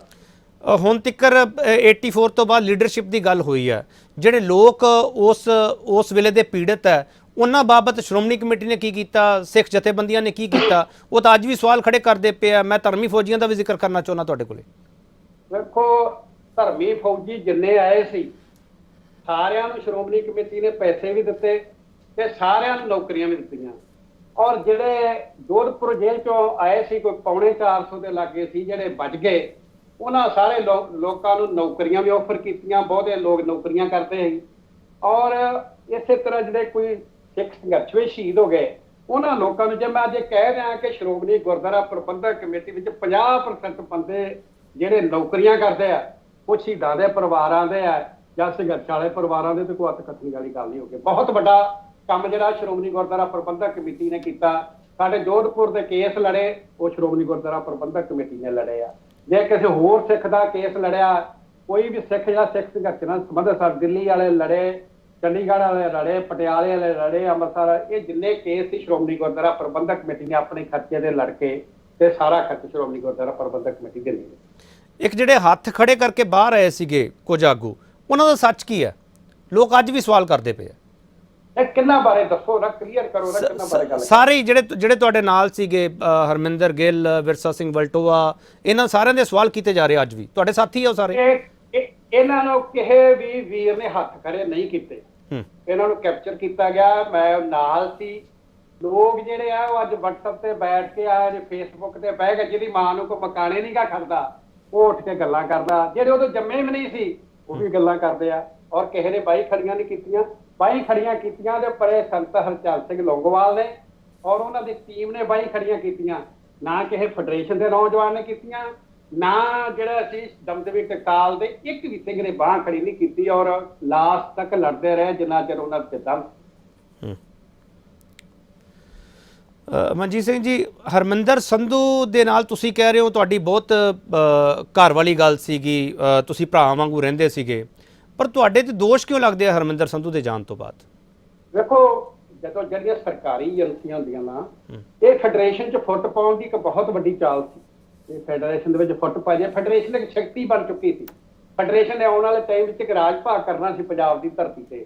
ਇਹੋ ਜਿਹੀਆਂ ਗੱਲਾਂ ਜਿਹੜੀਆਂ ਨੇ ਉਹ ਸੀਰ ਤੇ ਏਜੰਸੀਆਂ ਜਿਹੜੀਆਂ ਨੇ ਉਹ ਸਰਕਾਰੀ ਕਰਦੀਆਂ। ਮੇਰਾ ਭਰਾ ਸੀ, ਮੇਰਾ ਯਾਰ ਵੀ ਸੀ, ਔਰ ਅਸੀਂ ਇਕੱਠੇ ਰਹੇ, ਇਕੱਠੇ। ਮੈਨੂੰ ਜੋਧਪੁਰ ਜੇਲ੍ਹ 'ਚ ਕਿਹਾ ਗਿਆ ਸੀ ਕਿ ਤੁਸੀਂ ਗੱਲਬਾਤ ਕਰਨ ਤੁਹਾਡੇ ਨਾਲ ਕੌਣ ਜਾਊਗਾ? ਮੈਂ ਇੱਕੇ ਬੰਦੇ ਦਾ ਨਾਂ ਲਿਆ ਸੀ ਕਿ ਮੇਰਾ ਹਰਮਿੰਦਰ ਸਿੰਘ ਸੰਧੂ ਜਾਊਗਾ। ਇਹਨਾਂ ਮੇਰੇ ਨਾਲ ਉਹਦਾ ਪਿਆਰ ਸੀ ਔਰ ਅਸੀਂ ਇਕੱਠੇ ਗੱਲਬਾਤ ਲਈ ਕਰਕੇ ਆਏ। 4 ਵਾਰ ਕਰਕੇ ਆਏ ਗੱਲਬਾਤ, ਇੱਕ ਵਾਰ ਨਹੀਂ 4 ਵਾਰ ਗੱਲਬਾਤ ਕਰ ਇੱਕ ਔਰ ਇਹ ਸਿੱਖੀ ਸਿਧਾਂਤ ਤੇ ਪਹਿਰਾ ਦੇ ਕੇ ਆਏ। ਜੀ ਇੱਕ ਸਵਾਲ ਹੋਰ ਕੀਤਾ ਜਾ ਰਿਹਾ ਕਿ ਉਸ ਵੇਲੇ ਜਿਹੜੇ ਪਾਵਨ ਸਰੂਪ ਆ ਜ਼ਖਮੀ ਹੋਏ ਆ, ਹੁਣ ਉਹਨਾਂ ਦੇ ਦਰਸ਼ਨ ਦੀਦਾਰ ਕਰਾਏ ਜਾ ਰਹੇ ਆ 37 ਸਾਲ ਬਾਅਦ। ਇਹ ਕਿਹਾ ਜਾ ਰਿਹਾ ਕਿ ਸ਼੍ਰੋਮਣੀ ਅਕਾਲੀ ਦਲ 2022 ਦੀਆਂ ਚੋਣਾਂ ਨੂੰ ਦੇਖਦੇ ਹੋਏ ਸਭ ਕੁਝ ਕਰ ਰਿਹਾ, ਇਸ ਤੋਂ ਪਹਿਲਾਂ ਕਿਉਂ ਨਹੀਂ ਕੋਸ਼ਿਸ਼ਾਂ ਕੀਤੀਆਂ ਗਈਆਂ? ਤੁਹਾਡੇ ਕੋਲ ਹੋਰ ਵੀ ਜਿਹੜੀ ਵਿਰਾਸਤ ਪਈ ਹੈ ਉਹਨਾਂ ਬਾਰੇ ਕਿਉਂ ਨਹੀਂ ਦੱਸਿਆ ਜਾ ਰਿਹਾ? ਉਹ time to time Shiromani Gurdwara Prabandhak committee ਜਿਹੜੀ ਹੈ ਉਹ ਇਹੋ ਜਿਹੇ ਜਿਹੜੇ ਦਸਤਾਵੇਜ਼ ਨੇ, ਗੁਰੂ ਦੀਆਂ ਨਿਸ਼ਾਨੀਆਂ ਨੇ, ਚਾਹੇ ਉਹ ਆਪਣੇ 84 ਦੇ ਵਿੱਚ ਜਿਹੜੇ ਜ਼ਖਮੀ ਹੋਏ ਗੁਰੂ ਗ੍ਰੰਥ ਸਾਹਿਬ ਆ, ਉਹ ਤਾਂ ਦਿਖਾ ਰਹੇ ਆ ਤਾਂ ਕਿ ਜਿਹੜੇ ਸਿੱਖ ਕੌਮ ਨੂੰ ਪਤਾ ਲੱਗੇ ਕਿ ਜਿਹੜਾ ਕਾਂਗਰਸ ਸਰਕਾਰ ਨੇ ਹਮਲਾ ਕੀਤਾ ਸੀ ਉਹ ਸੱਚਖੰਡ ਹਰਿਮੰਦਰ ਸਾਹਿਬ ਜਿਹੜਾ ਰੂਹਾਨੀਅਤ ਦਾ ਕੇਂਦਰ ਉਹਨੂੰ ਵੀ ਨਹੀਂ ਬਖਸ਼ਿਆ ਗਿਆ। ਅਕਾਲ ਤਖਤ ਸਾਹਿਬ ਨੂੰ ਤਾਂ ਢਾਇਆ ਹੀ ਗਿਆ, ਲੇਕਿਨ ਸੱਚਖੰਡ ਸ੍ਰੀ ਹਰਿਮੰਦਰ ਸਾਹਿਬ ਦੀ ਛਾਤੀ 'ਚ ਵੀ ਗੋਲੀਆਂ ਮਾਰੀਆਂ। ਔਰ 35 ਸਾਲਾਂ ਬਾਅਦ ਕਿ ਹਰ ਸਾਲ ਇਹ ਚੀਜ਼ਾਂ ਜਿਹੜੀਆਂ ਨੇ ਇਹ 6 ਜੂਨ ਨੂੰ ਜਾਂ ਉਸ ਤੋਂ ਅੱਗੇ ਪਿੱਛੋਂ ਜਿਹੜੀਆਂ ਉਹ ਵਿਖਾਇਆ ਜਾਇਆ ਕਰਨਗੀਆਂ। ਔਰ ਹੋਰ ਵੀ ਜਿਹੜੀ ਸਾਡੇ ਕੋਲ ਕੁਝ ਨਾ ਕੁਝ ਚੀਜ਼ ਪਈ ਹੈ ਉਹ ਜ਼ਰੂਰ ਵਿਖਾਇਆ ਕਰਾਂਗੇ। ਇਹ ਕੋਈ ਸਿਆਸੀ ਗੱਲ ਨਹੀਂ, ਇਹ ਤਾਂ ਸਾਡੀ ਕੌਮ ਤੇ ਇੱਕ ਬੜਾ ਵੱਡਾ ਹਮਲਾ ਹੋਇਆ ਸੀ, ਇੱਕ ਬਹੁਤ ਵੱਡਾ ਧਾਵਾ ਬੋਲਿਆ ਗਿਆ ਸੀ, ਸਾਡੀ ਕੌਮ ਦੀ ਨਸਲਕੁਸ਼ੀ ਕਰਨ ਦਾ ਇੱਕ ਬਹੁਤ ਵੱਡਾ ਇੱਕ ਜਿਹੜਾ ਹੈ ਇਹ ਡੰਬਰ ਰਚਿਆ ਗਿਆ ਸੀ ਇੰਦਰਾ ਗਾਂਧੀ ਵੱਲੋਂ। ਔਰ ਇੱਥੇ ਅਕਾਲ ਤਖਤ ਸਾਹਿਬ ਤੇ ਸੰਤ ਜਰਨੈਲ ਸਿੰਘ ਤੇ ਭਾਈ ਬਰੀਕ ਸਿੰਘ ਸਨ, ਜਿਹੜੇ 37 ਗੁਰਦੁਆਰਿਆਂ ਤੇ ਹਮਲਾ ਕੀਤਾ ਗਿਆ ਸੀ। ਉਹ ਕਦ ਲਈ ਕੀਤਾ ਗਿਆ? ਉਹ ਹਮਲਾ ਇਸ ਕਰਕੇ ਕੀਤਾ ਗਿਆ ਕਿ ਸਿੱਖਾਂ ਨੂੰ ਸਬਕ ਸਿਖਾਇਆ ਜਾਵੇ, ਇਹਨਾਂ ਨੂੰ ਦੱਸਿਆ ਜਾਵੇ ਕਿ ਤੁਸੀਂ ਇਹ ਹਿੰਦੁਸਤਾਨ ਦੇ ਵਿੱਚ ਗੁਲਾਮ ਹੋ। ਮੈਂ ਸਮਝਦਾ ਹਾਂ ਕਿ ਹਿੰਦੁਸਤਾਨ ਦੀ ਸਰਕਾਰ ਜਿਹੜੀ ਆ 2 ਕਾਨੂੰਨ ਚੱਲਦੇ ਆ, ਇੱਕ ਤਾਂ ਪੰਜਾਬੀਆਂ ਵਾਸਤੇ, ਸਿੱਖਾਂ ਵਾਸਤੇ, ਇੱਕ ਬਹੁ ਗਿਣਤੀ ਵਾਸਤੇ। ਇੱਕ ਸਾਡੇ ਜਿਹੜੇ ਇੱਕ ਤਾਂ ਬਲਾਤਕਾਰੀ ਬਾਬਾ ਉਹਨੂੰ ਤਾਂ 48 ਘੰਟੇ ਦੀ ਇੱਥੇ ਦਿੱਤੀ ਗਈ ਆ ਆਪਣੀ ਪਰੋਲ। ਜਗਤਾਰ ਸਿੰਘ ਜਿਹੜੇ ਹਵਾਰਾ ਨੇ ਉਹਨਾਂ ਨੂੰ ਨਹੀਂ ਦਿੱਤੀ ਗਈ। ਔਰ ਜਿਹੜੇ ਦੂਜੇ ਸਾਡੇ ਸਿੰਘ ਜਿਹੜੇ ਜੇਲ੍ਹਾਂ 'ਚ ਬੰਦ ਨੇ 25 30 ਸਾਲ ਤੋਂ, ਉਹਨਾਂ ਨੂੰ ਪਰੋਲ ਨਹੀਂ ਦਿੱਤੀ ਗਈ। ਔਰ ਉਹਨੂੰ ਦਿੱਤੀ ਗਈ ਕਿਉਂਕਿ 2 ਕਾਨੂੰਨ ਲਾਗੂ ਹੁੰਦੇ ਹਿੰਦੁਸਤਾਨ ਵਿੱਚ। ਔਰ ਸਾਡੇ ਨਾਲ ਮਤਰੇਈ ਮਾਂ ਵਾਲਾ ਸਲੂਕ ਜਿਹੜਾ ਸਿੱਖਾਂ ਨਾਲ ਕੀਤਾ ਜਾਂਦਾ। ਤਾਂ ਮੈਂ ਇਹ ਕਹਿਣਾ ਚਾਹੁੰਦਾ ਹੈ ਕਿ ਸੰਵਿਧਾਨ ਸਾਰਿਆਂ ਨੂੰ ਇੱਕੋ ਜਿਹਾ ਔਰ ਇੱਕ ਹੀ ਸੰਵਿਧਾਨ ਦਾ ਕਾਨੂੰਨ ਜਿਹੜਾ ਸਾਰਿਆਂ ਤੇ ਲਾਗੂ ਹੋਣਾ ਚਾਹੀਦਾ। ਇੱਕ ਬੰਦੇ ਨੂੰ ਪਰੋਲ ਨਹੀਂ ਦਿੱਤੀ ਜਾ ਰਹੀ, ਦੂਸਰੇ ਬੰਦਿਆਂ ਨੂੰ ਜਿਹੜੀ ਆ ਪਰੋਲ ਸਾਹਮਣੇ ਦਿੱਤੀ ਜਾ ਰਹੀ ਹੈ, ਜਿਹਨਾਂ ਦੇ ਉੱਤੇ ਭੈੜੇ ਕੇਸ ਨੇ, ਬਲਾਤਕਾਰ ਦੇ ਕੇਸ। ਮੈਂ ਚਰਚਾ ਸਮਾਪਤ ਕਰਨੀ ਸੀ ਪਰ ਤੁਸੀਂ ਰਾਮ ਰਹੀਮ ਦਾ ਜ਼ਿਕਰ ਕਰ ਲਿਆ, ਉਹਨੂੰ ਮਾਫੀ ਕਿਉਂ ਦਿੱਤੀ ਗਈ? ਦੇਖੋ, ਉਹਨੂੰ ਮਾਫੀ ਦੇਣਾ ਉਸ ਟਾਈਮ ਤੇ ਸਿੰਘ ਸਾਹਿਬਾਨ ਸ੍ਰੀ ਅਕਾਲ ਤਖਤ ਸਾਹਿਬ ਦੀ ਬਹੁਤ ਵੱਡੀ ਬਲੰਡਰ ਸੀ, ਉਹ ਗਲਤੀ ਸੀ। ਇਸ ਕਰਕੇ ਉਹ ਏਡਾ ਵੱਡਾ ਖਮਿਆਜਾ ਭੁਗਤਣਾ ਪਿਆ ਔਰ ਉਹ ਹੁਕਮਨਾਮਾ ਵਾਪਸ ਲੈਣਾ ਪਿਆ। ਕਦੇ ਅਜੇ ਤੱਕ ਹੁਕਮਨਾਮਾ ਵਾਪਸ ਨਹੀਂ ਕਦੀ ਹੋਇਆ, ਲੇਕਿਨ ਉਹ ਬਹੁਤਾ ਜਦ ਸੰਗਤਾਂ ਦਾ ਪ੍ਰੈਸ਼ਰ ਪਿਆ ਔਰ ਹੁਕਮਨਾਮਾ ਗਲਤ ਹੋਇਆ ਸੀ, ਉਹਨੂੰ ਮਾਫੀ ਨਹੀਂ ਸੀ ਦੇਣੀ ਚਾਹੀਦੀ ਔਰ ਉਹ ਮਾਫੀ ਦਿੱਤੀ ਗਈ। ਇਹਦੇ ਕਰਕੇ ਹੁਕਮਨਾਮਾ ਜਿਹੜਾ ਸੀ ਉਹ ਵਾਪਸ ਕਰਨਾ ਪਿਆ। ਉਹ ਬਿਲਕੁਲ ਗਲਤ ਫੈਸਲਾ ਸੀ ਦਾ ਜਿਹੜਾ ਅਕਾਲ ਤਖਤ ਸਾਹਿਬ ਤੋਂ ਹੋਇਆ। ਇੱਕ ਹੋਰ ਸਵਾਲ ਮੈਂ ਤੁਹਾਨੂੰ ਕਰਨਾ ਚਾਹੁੰਦਾ ਕਿ ਸ਼੍ਰੋਮਣੀ ਕਮੇਟੀ ਨੂੰ ਅਜਿਹੇ ਮੌਕੇ ਕੋਈ ਵਾਈਟ ਪੇਪਰ ਜਾਰੀ ਕਰਨਾ ਚਾਹੀਦਾ ਜਿਹਦੇ ਵਿੱਚ ਦੱਸਿਆ ਜਾਵੇ ਕਿ ਜੂਨ 84 ਵਿੱਚ ਕੀ ਕੁਝ ਹੋਇਆ ਸੀ, ਕਿੰਨਾ ਨੁਕਸਾਨ ਹੋਇਆ, ਕਿੰਨੇ ਦਸਤਾਵੇਜ਼ ਸਾਡੇ ਕੋਲ ਹੈ ਕੀ ਹੈ, ਕਿੰਨੇ ਸਾਨੂੰ ਨਹੀਂ ਮਿਲੇ। ਇਸ ਬਾਬਤ ਸੰਗਤ ਨੂੰ ਸਿੱਧਾ ਸਿੱਧਾ ਦੱਸ ਦੇਣਾ ਚਾਹੀਦਾ ਨਾ, ਇੱਕ ਲਿਸਟ ਬਣਾ ਕੇ, ਇੱਕ ਸੂਚੀ ਬਣਾ ਕੇ। ਬਿਲਕੁਲ ਦੱਸਾਂਗੇ, ਜਿਹੜੀ ਚੀਜ਼ ਸਾਡੇ ਕੋਲ ਹੈਗੀ ਉਹ ਵੀ ਦੱਸਾਂਗੇ, ਜਿਹੜੀ ਨਹੀਂ ਸਾਡੇ ਕੋਲ ਹੈਗੀ ਉਹ ਵੀ ਦੱਸਾਂਗੇ, ਜਿਹੜੀ ਉਹਨਾਂ ਨੇ ਸਾੜ ਦਿੱਤੀਆਂ ਚੀਜ਼ਾਂ ਉਹ ਵੀ ਦੱਸਾਂਗੇ, ਜ਼ਰੂਰ ਦੱਸਾਂਗੇ। ਸ਼੍ਰੋਮਣੀ ਗੁਰਦੁਆਰਾ ਪ੍ਰਬੰਧਕ ਕਮੇਟੀ ਦੱਸੂਗੀ ਕਿਉਂਕਿ ਸਿੱਖਾਂ ਦੀ ਸਰਵਉੱਚ ਸੰਸਥਾ ਔਰ ਸਿੱਖਾਂ ਦਾ ਮਾਣ ਆ, ਸਿੱਖਾਂ ਦਾ ਸਤਿਕਾਰ ਆ। ਮੈਂ ਇੱਕ ਤੁਹਾਡੇ ਮਾਧਿਅਮ ਰਾਹੀਂ ਇੱਕ ਗੱਲ ਮੈਂ ਕਰਨੀ ਚਾਹੁੰਦਾ, ਜਿਹੜੇ ਲੋਕ ਸ਼੍ਰੀ ਅਕਾਲ ਤਖਤ ਸਾਹਿਬ ਦੇ ਖਿਲਾਫ ਬੋਲਦੇ ਉਹ ਸਿੱਖ ਨਹੀਂ ਹੋ ਸਕਦੇ। ਜਿਹੜੇ ਲੋਕ ਸ਼੍ਰੋਮਣੀ ਕਮੇਟੀ ਦੇ ਖਿਲਾਫ ਬੋਲਦੇ ਆ, ਮੈਂ ਸਮਝਦਾ ਉਹ ਸਿੱਖ ਨਹੀਂ ਗਏ, ਕਿਉਂਕਿ ਇਹ ਬਹੁਤ ਵੱਡੀਆਂ ਕੁਰਬਾਨੀਆਂ ਤੋਂ ਬਾਅਦ ਸ਼੍ਰੋਮਣੀ ਕਮੇਟੀ ਹੋਂਦ ਵਿੱਚ ਆਈ ਆ। ਹੋ ਸਕਦਾ ਉਹਦੇ ਵਿੱਚ ਕੋਈ ਬੰਦਾ ਬੈਠਾ ਮਾੜਾ ਹੋ ਸਕਦਾ, ਸੰਸਥਾ ਮਾੜੀ ਨਹੀਂ ਹੋ ਸਕਦੀ। ਕੱਲ ਨੂੰ ਚੋਣਾਂ ਆਉਣੀਆਂ ਨੇ, ਮੈਂ ਉਹਨਾਂ ਵੀਰਾਂ ਨੂੰ ਕਹਿਣਾ ਚਾਹੁੰਦਾ ਕਿ ਤੁਸੀਂ ਚੋਣਾਂ ਲੜ ਕੇ ਤੁਸੀਂ ਪ੍ਰਬੰਧ ਸੰਭਾਲ ਲਿਓ ਪਰ ਸ਼੍ਰੋਮਣੀ ਕਮੇਟੀ ਦੇ ਖਿਲਾਫ ਨਾ ਬੋਲੋ। ਇਹ ਬੜੀਆਂ ਹਜ਼ਾਰਾਂ ਕੁਰਬਾਨੀਆਂ ਤੋਂ ਬਾਅਦ ਹੋਂਦ ਵਿੱਚ ਆਈ ਆ। ਸ਼੍ਰੀ ਅਕਾਲ ਤਖਤ ਸਾਹਿਬ ਸਿੱਖਾਂ ਦਾ ਡਿਸਪਲਿਨ ਆ, ਸਿੱਖਾਂ ਦਾ ਸਤਿਕਾਰ ਆ, ਸਿੱਖਾਂ ਦਾ ਸਿਰ ਹੈ, ਅਸੀਂ ਉਹਦੇ ਖਿਲਾਫ ਹੀ ਬੋਲੀ ਜਾਂਦੇ ਹਾਂ। ਅੱਜ ਏਜੰਸੀਆਂ ਦੇ ਕੁਝ ਲੋਕ ਜਿਹੜੇ ਬੈਠੇ ਆ ਉਹ ਅਕਾਲ ਤਖਤ ਸਾਹਿਬ ਦੇ ਖਿਲਾਫ ਹੀ ਬੋਲਦੇ ਆ, ਸ਼੍ਰੋਮਣੀ ਗੁਰਦੁਆਰਾ ਪ੍ਰਬੰਧਕ ਕਮੇਟੀ ਦੇ ਖਿਲਾਫ ਬੋਲਦੇ ਆ। ਮੈਂ ਉਹਨਾਂ ਨੂੰ ਕਹਿਣਾ ਚਾਹੁੰਦਾ ਹੈ ਕਿ ਤੁਸੀਂ ਇਹਨਾਂ ਸੰਸਥਾਵਾਂ ਦੋ ਨੂੰ ਮਾਫ ਕਰੋ। ਜਿੱਦਣ ਦੋਵੇਂ ਸੰਸਥਾਵਾਂ ਨੂੰ ਕੁਝ ਹੋ ਗਿਆ, ਸਿੱਖ ਕੌਮ ਦਾ ਵਜੂਦ ਖਤਮ ਹੋ ਜੂਗਾ ਔਰ ਉਹਨਾਂ ਨੂੰ ਬਿਲਕੁਲ ਆਪਣੀ ਜ਼ੁਬਾਨ ਜਿਹੜੀ ਉਹ ਸੰਭਾਲ ਕੇ ਬੋਲਣੀ ਚਾਹੀਦੀ। ਚਲੋ, ਬਹੁਤ ਧੰਨਵਾਦ ਮਨਜੀਤ ਸਿੰਘ ਜੀ ਤੁਹਾਡਾ, ਤੁਸੀਂ ਵਕਤ ਕੱਢਿਆ। ਥੈਂਕ ਯੂ, ਧੰਨਵਾਦ ਤੁਹਾਡਾ। ਜਿਹੜਾ ਤੁਹਾਡੇ ਮਾਧਿਅਮ ਦੇ ਰਾਹੀਂ ਕਈ ਗੱਲਾਂ ਜਿਹੜੀਆਂ ਉਹ ਸੰਗਤਾਂ ਨਾਲ ਸਾਂਝੀਆਂ ਹੋਈਆਂ ਨੇ। ਵਾਹਿਗੁਰੂ ਜੀ ਕਾ ਖਾਲਸਾ, ਵਾਹਿਗੁਰੂ ਜੀ ਕੀ ਫਤਿਹ। ਵਾਹਿਗੁਰੂ ਜੀ ਕਾ ਖਾਲਸਾ, ਵਾਹਿਗੁਰੂ ਜੀ ਕੀ ਫਤਿਹ। ਮਨਜੀਤ ਸਿੰਘ, ਭਾਈ ਅਮਰੀਕ ਸਿੰਘ ਹਰਾਂ ਤੇ ਭਰਾ ਨੇ। ਇਹਨਾਂ ਤੋਂ ਅਸੀਂ ਬੜੇ ਸਵਾਲ ਲਏ ਆ। ਜੂਨ 84 ਦੇ ਇਹਨਾਂ ਦਿਨਾਂ ਵਿੱਚ ਕਈ ਸਵਾਲ ਆ ਜਿਹੜੇ ਤੁਹਾਡੇ ਜ਼ਿਹਨ ਵਿੱਚ ਉੱਠਦੇ ਆ। ਕਈ ਸਵਾਲ ਇਸ ਕਰਕੇ ਨਹੀਂ ਪੁੱਛੇ ਜਾਂਦੇ ਕਿ ਕਿਤੇ ਕਿਸੇ ਨੂੰ ਠੇਸ ਨਾ ਪਹੁੰਚ ਜਾਵੇ, ਪਰ ਜੇ ਇਹਨਾਂ ਸਵਾਲਾਂ ਦੇ ਜਵਾਬ ਅਸੀਂ ਅੱਜ ਨਾ ਲੱਭੇ ਤਾਂ ਫਿਰ ਭਵਿੱਖ ਵੀ ਸਾਨੂੰ ਮਾਫ ਨਹੀਂ ਕਰੇਗਾ। ਫਿਰ ਕਿਸੇ ਹੋਰ ਸ਼ਖਸੀਅਤ ਦੇ ਨਾਲ ਗੱਲਬਾਤ ਲੈ ਕੇ ਹਾਜ਼ਰ ਹੋਵਾਂਗੇ। ਅੱਜ ਲਈ